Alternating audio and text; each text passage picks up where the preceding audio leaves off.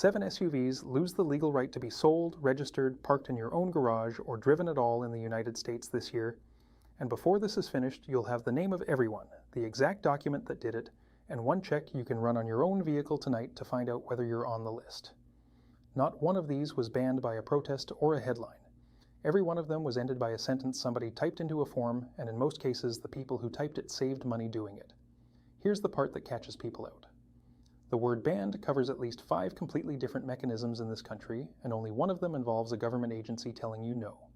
A manufacturer can ban its own vehicle from a state by simply declining to fill out a certification. A safety regulator can leave a vehicle perfectly legal and still tell you not to park it near your house. A customs officer can ban a truck that's road legal in 40 other countries, and a rule written for reasons that have nothing to do with your SUV can strip a benefit you paid extra to get. 5 different hands, 5 different motives, and the word on the news is the same word every time. I've spent enough years with these things apart on a lift to know that the emissions label glued under the hood decides more about a vehicle's future than the engine does, and I'd guess 9 owners in 10 have never once read theirs. That label is going to come up more than once here. Number 5 on this list is the one that made me sit down and read the filing twice. 462,000 of these SUVs are sitting in driveways right now, and the manufacturer's current official advice is that you don't park it near your house or next to another car. It's the second attempt at fixing the same fault. Number 3 is a place where crossing one specific number printed on your door jamb costs you $500 a year, and one very famous luxury SUV slides under the line by a matter of pounds. And number 7 ends with SUVs going into a crusher at a port, which is a strange thing to watch, and with a completely different set becoming legal in this country for the first time this year. Let's take them in order. Before the list, one thread to hold on to because it runs through all 7. Every time you see the word banned attached to a vehicle, ask 2 questions and you'll never be fooled again. Who actually made the decision, and what did that decision save them? Sometimes the answer is genuinely a regulator protecting somebody's lungs. More often, it's a company that ran a number, found that compliance cost more than walking away, and walked away. The vehicle doesn't know the difference. The customer standing in the showroom certainly doesn't. But those are 2 very different stories, and the second one is the one nobody puts in a press release. Number 1.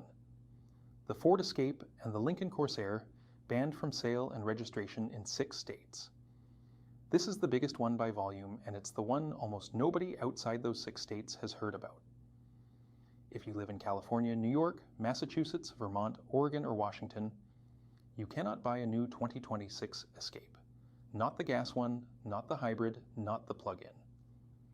Ford put a notice on its own website telling shoppers so, and the wording matters. The 2026 Escape is not certified for emissions requirements with the California Air Resources Board. That's the whole ban. Not that it failed a test, not that it's dirty. Ford didn't apply. Here's why. Model year 2026 is the year California's advanced clean cars 2 rules bite, and the states that adopted them came along at the same time. The rule requires that 35% of what an automaker delivers for sale in those states for the 2026 model year be zero emission, with plug-in hybrids only earning partial credit, and it changed how plug-in hybrids count toward compliance in the first place. Recertifying a vehicle for that framework costs real money in engineering and paperwork. Ford had already decided the Escape was finished after 2026 to free up its Louisville plant. So faced with paying to certify a dead model for one last year, the company declined, and that single decision excluded it from those 6 states. The last one came off the line in Louisville on December 17, 2025, and the plant is being rebuilt at a cost of around $2 billion for an electric midsize pickup. Now, I want to be straight about something because the reporting on this doesn't fully square. Depending on who's counting, somewhere around 17 states plus the District of Columbia have adopted some version of California's clean car standards. And if the Escape has no California-compliant emissions system at all, you'd expect the list of excluded states to be a lot longer than 6. Ford's own language is careful. It names 6 states that imposed additional requirements for this specific model year. My read is that the other adopting states either start later or have delayed enforcement or aren't applying the piece that catches this particular vehicle. I'll take the conservative number that Ford itself published rather than the bigger one, but if you're in a state that's on the broader list and not the 6, check with the dealer before you get attached.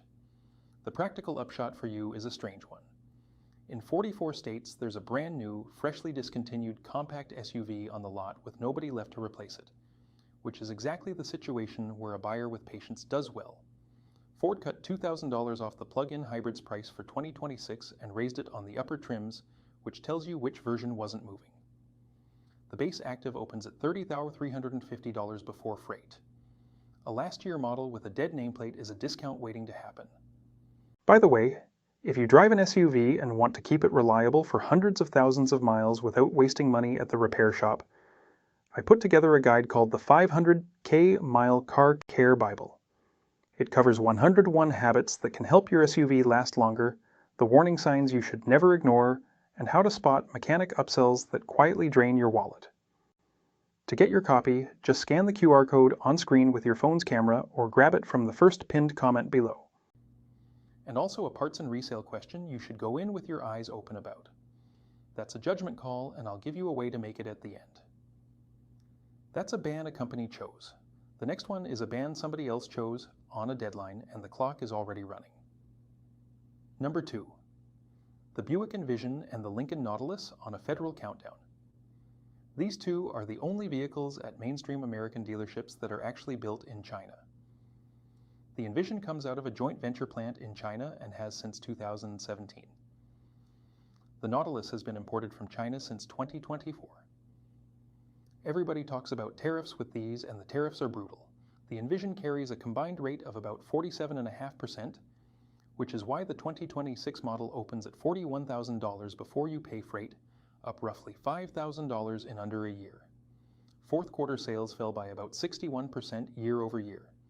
GM has said the replacement gets built in Kansas starting in 2028. But tariffs are a price problem, and a price problem isn't a ban. The ban is a different document entirely, and it's the one nobody's talking about. In January 2025, the Commerce Department finalized a rule restricting connected vehicles with hardware or software tied to China or Russia. And for model year 2027, it prohibits the sale of connected vehicles by manufacturers owned by, controlled by, or subject to the direction of China or Russia, along with vehicles using their covered software.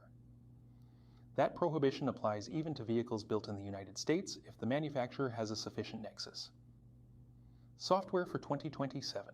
Hardware follows for model year 2030, so model year 2026 is the last one. Whether these two specific SUVs are caught squarely by that rule is my reading of it, not a determination I've seen Commerce publish, and it hinges on where the connectivity software actually comes from and how the joint venture ownership gets counted. I could be wrong on the mechanism. I don't think I'm wrong on the outcome, because you can see both companies moving already, and companies don't relocate an assembly line for fun. What that means for you is narrower than the headlines suggest. Nobody is coming to take your Nautilus. There's an exemption for parts imported to repair or warranty a completed vehicle built before 2030, which is the sensible thing they got right. What you should think about is resale. A vehicle whose supply chain is being legislated out of the country has a used market that behaves oddly, and it usually behaves oddly downward. Both of those bans came from paper in Washington. The third one is a ban by arithmetic, and it's aimed straight at the kind of SUV most Americans actually buy. Number 3. Anything over 6,000 pounds in the District of Columbia. This is the shortest entry and the one with the sharpest edge. The district set annual registration at $500 for vehicles over 6,000 pounds, up from $155, with $250 for those over 5,000. And no increase at all for anything under 3,500 pounds, which stayed at $72. Electric vehicles get 1,000 pounds knocked off the calculation. The council member who pushed it said the quiet part right into a reporter's recorder. You can't ban sales of these things, but you can make them pay their own way. That's the whole mechanism of the modern ban in one sentence. Nobody has to prohibit anything. They just move a number until the thing prices itself out. And the line falls in a place that will surprise you. Reporting at the time noted the Cadillac Escalade slipping under the 6,000-pound cap in certain trims, while plenty of ordinary three-row family haulers do not. Go read your own door jamb before you assume. Trim, drivetrain, and options move that number, and the figure that counts is the one the manufacturer printed, not the one you'd guess. 4 down to 3 now, and you can already see the pattern forming. In every case so far, the thing that banned the vehicle wasn't a safety finding or a moral judgment. It was a spreadsheet, a certification cost, a tariff schedule, a fee band. From here, the list gets more personal because the next three don't stop you buying something. They reach into a vehicle you already own and take something away from it, and I still owe you number 5, the 462,000 SUVs that shouldn't be sleeping in your garage tonight. Number 4, plug-in hybrid and electric SUVs banned from the carpool lane. If you bought a plug-in hybrid crossover in California partly for the sticker, this one already happened to you, and it stings more than the dollar figure suggests. The federal regulations that let states issue clean air vehicle decals expired on September 30th, 2025, and from October 1st, a vehicle displaying one could no longer use a carpool lane with a single occupant or collect a reduced toll rate. Roughly 500,000 vehicles had active decals at the end out of more than 1.2 million issued over the life of the program. It ran on Section 166 of Title 23 of the U.S. Code. An extension needed an act of Congress, and no such action has been taken. Notice who did this, not the state. California passed its own legislation extending access through 2027, and it simply didn't matter because the underlying authority is federal and it wasn't renewed. A program that started in 1999 ended not with a vote against it, but with nobody voting for it. That's a different kind of ban again, death by expiry. And I want to name the actual loss because it isn't the sticker. One commuter interviewed about it reckoned the lane was worth about 30 minutes each way on a bad stretch of freeway. Half an hour a day, 5 days a week, is a real chunk of somebody's life, and a fair number of people bought a specific vehicle to buy that time back. Whether the lanes flow better now with those cars out of them is a genuinely open question, and I've not seen data I'd trust either way yet. If you commute one of those corridors and you've watched it change, you know more about it than I do. Right, you've stuck with 4 of these, and there are 3 left, including the 2 I flagged at the start. If you want more of this kind of thing, subscribe. That's the whole ask. Now, number 5 is the one where a company's official advice is that you rearrange your household around their manufacturing defect, and I've been waiting to get to it. Number 5, the Kia Telluride banned from your own garage. In July 2026, Kia issued a park outside recall covering 462 out of 869 Tellurides from the 2020 through 2024 model years because of a risk of fire while parked or while driving, and owners are told to keep them outside and away from buildings and other vehicles until the new remedy is done, not a suggestion. That's the remedy until the real one arrives. The fault itself is almost insultingly small, which is what makes this one worth understanding. If the cover or knob on the front power seat slide gets struck or knocked out of line, the switch can be dislodged or damaged, the seat motor runs continuously, and it overheats. And an improper repair under the previous recall can cause the same thing: a seat motor. The little geared motor that slides you forward so you can reach the pedals, stalled against its own stop, drawing current with nowhere for the heat to go, under a foam cushion, inside a closed vehicle, in an attached garage. Here's the part that turns my stomach a bit. Kia decided to recall these in May 2024 after reports of 1 underseat fire and 6 incidents of localized melting in the seat tilt motor between August 2022 and March 2024. The fix back then was a bracket for the switchback covers and new seat slide knobs. 2 years on, we're at 7 seat fires and 11 melted motors. The earlier repair has been judged not good enough, and the new fix is different in kind. Dealers now install an electronic fuse assembly to stop the motor running continuously if that switch gets dislodged or damaged. A fuse. That's the answer. A current limiting device on a circuit that could stall, which is the sort of thing you'd expect any competent designer to put there in the first place, because a DC motor that can jam is a heater with a gearbox on the end. I'm not going to pretend I know why it wasn't specified originally. Cost per unit on a component like that is measured in cents, and across 500,000 vehicles, cents add up to a number somebody in a meeting cared about. But that's my suspicion, not something in the filing. What the filing also doesn't explain clearly is why the first repair failed on some vehicles. It says improper repair. It doesn't say whether that's a procedure that was too fiddly for a busy service lane or a part that didn't do the job. I'd like to know. I don't. Owner notification letters were set to start going out on August 13, 2026, and the VIN lookup went live on the 17th of July. Sit with the gap between those 2 dates for a second. We'll come back to it. 2 left, and the pattern shifts one more time. Numbers 1 through 5 are all bans on new machines or new circumstances. The last 2 reach backwards into vehicles that have been on the road for decades, and one of them is the only genuine, absolute, do not turn the key ban on this entire list. Number 6. Older SUVs with unrepaired Takata airbags banned from being driven at all. This is the real thing. Not a fee, not a certification, not a lane. Manufacturers, backed by the safety regulator, have issued do not drive warnings on specific vehicles with unrepaired Takata inflators, and the instruction is exactly what it sounds like. Don't drive it, get it towed, the repair is free. The list of Chrysler, Dodge, Jeep, and Ram vehicles under that warning includes Dodge Durangos from 2004 through 2009. Honda extended a do not drive warning to certain 2001 to 2003 Acura and Honda vehicles with unrepaired Takata Alpha driver side inflators. And those Alpha units carry roughly a 50% failure rate, 50%. Coin flip in a minor fender bender with a metal canister a foot from your face. 28 people in the United States have been confirmed killed by these inflators, at least 400 have been injured, and about 67 million airbags are under recall. The chemistry, in plain terms, the propellant absorbs moisture over years of heat and humidity cycling. Burns faster than it was designed to, and the housing that was supposed to contain that burn doesn't. Age is the variable. Every summer, these get more dangerous, not less.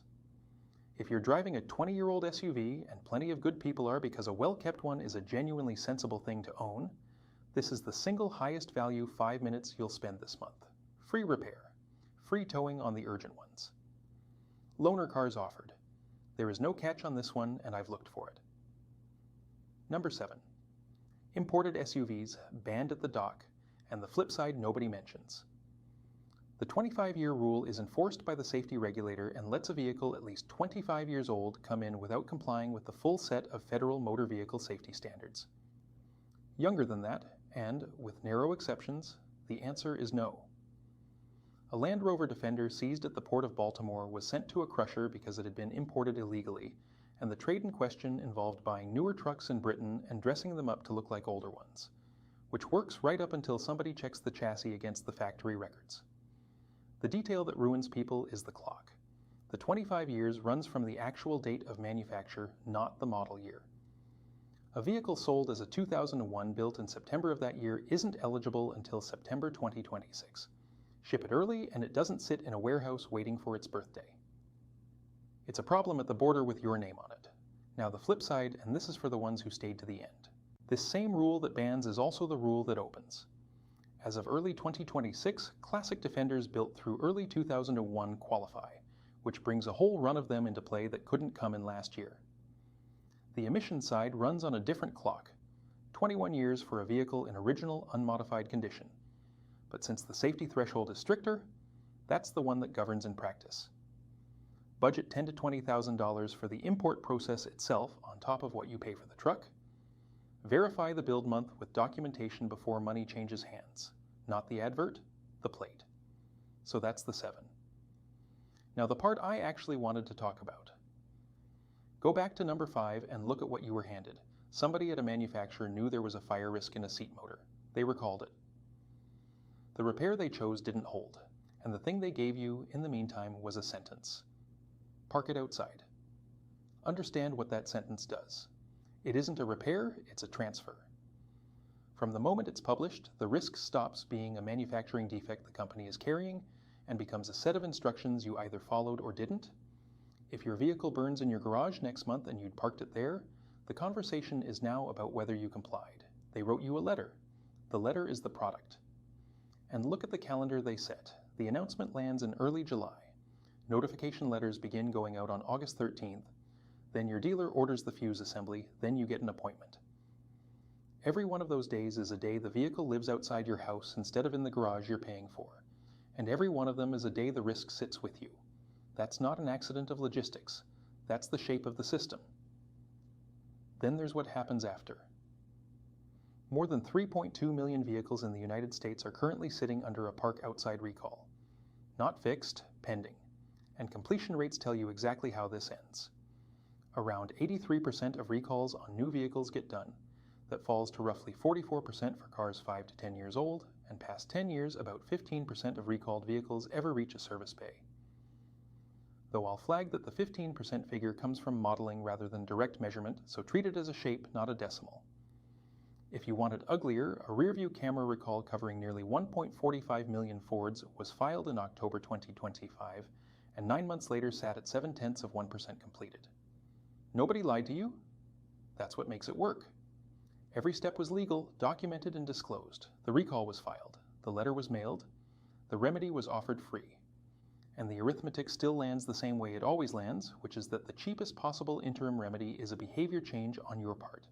And the longer the real fix takes, the more of the affected fleet quietly ages out of ever getting fixed at all. The defect doesn't need to be repaired. It needs to be survived by them for long enough. So here's what it's worth to you. A park outside notice is not advice, it's a warning that the company doesn't have a working fix yet. Treat the interim remedy as information about how confident they are, not as a solution. And when the letter says a remedy is available, be first in the queue, not last, because the queue is where these things go to be forgotten. Step back from all 7 for a second, because there's something underneath them that I find genuinely interesting rather than depressing. Every vehicle now has 2 lifespans running at once. There's the mechanical one, the bearings, the rings, the frame, the stuff you can actually influence with a wrench and a bit of discipline. And there's the legal one, which is decided in offices by people who will never see your truck, and which can end while the mechanical life still has 15 good years in it. A perfectly sound compact SUV became unbuyable in 6 states because a certification wasn't filed. A 22-year-old 4x4 that had been rebuilt with real care went into a crusher over a date. What I take from that isn't cynicism. It's that keeping a machine alive has quietly become a wider skill than it used to be. The old hands in this trade knew rust, oil, and metal, and that was the whole job. Now the job includes knowing which label is under your hood, what your door jamb says you weigh, whether a letter is sitting unopened on somebody's desk with your VIN on it. That's not a corruption of the craft, it's just the craft getting bigger. The people who keep vehicles going for decades have always been the ones who paid attention to the boring parts before the boring parts became expensive. This is the same instinct, pointed at paperwork instead of a grease gun. And there's something worth respecting in a well-kept SUV that has outlived 3 complete rewrites of the rules that governed it. It doesn't care. It just needs somebody who reads. Right. The whole list in order, then the procedure. The Ford Escape and Lincoln Corsair blocked from 6 states because Ford chose not to certify a model it had already decided to kill. The Buick Envision and Lincoln Nautilus running out their last model year before a federal connected vehicle rule closes the door for 2027. Anything over 6,000 pounds in the district, where a $500 annual fee does the work a ban would do.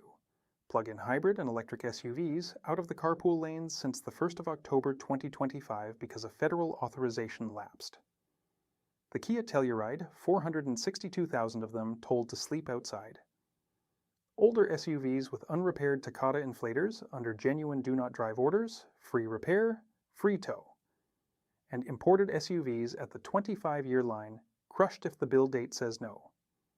And newly legal if it says yes. Now the procedure, because a rule of thumb is useless here and a checklist isn't. 4 things, and you can do the first 2 tonight. 1. Put your VIN into the Federal Recall Lookup. It's free, it takes under a minute, and it tells you whether there's an open recall, whether the remedy is actually available yet, and whether it's one of the park outside or do not drive campaigns. If a remedy is available, book it this week. If it isn't available yet, that's your answer about how serious it is. Follow the interim instruction to the letter and call the dealer every couple of weeks rather than waiting on a letter. 2. Open the hood and read the emissions label. It'll tell you whether the vehicle is certified to federal standards only or to California standards as well.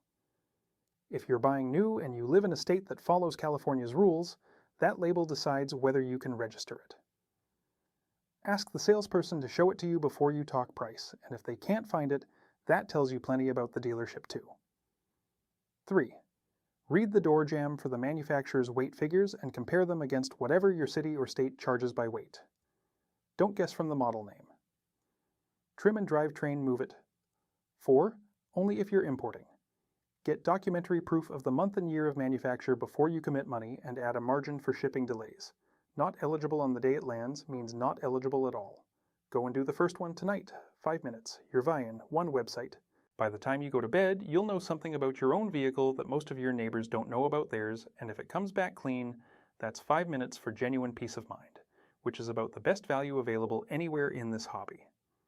One thing I want from you in the comments, and it's a specific one, tell me where you're watching from, state or the nearest city if you'd rather, and which of these 7 actually bites where you live, because that's the whole story here.